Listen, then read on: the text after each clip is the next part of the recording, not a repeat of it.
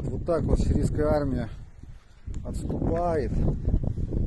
Вот, я бы сказал бежит, все бросает, переодевается в гражданскую форму одежды, оставляет оружие, полностью, блядь, снаряженные автоматы с магазинами, блядь. И уходит в направление иракской границы. И то в Ирак, то в Ливан.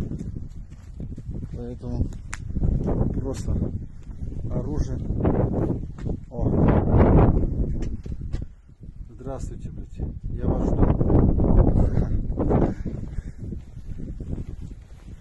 А вот здесь убежал майор.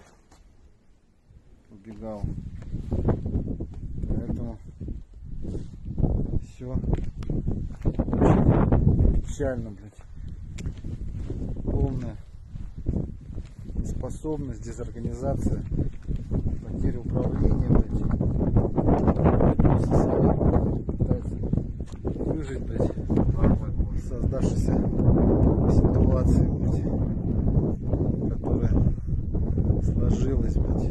Печально, очень печально все это наблюдать. Даже в Судане такого нет.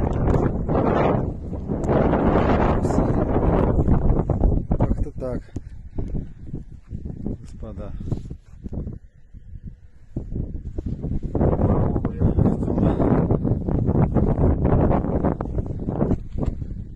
Наверное, рота, блядь, ушла четким строгим шагом,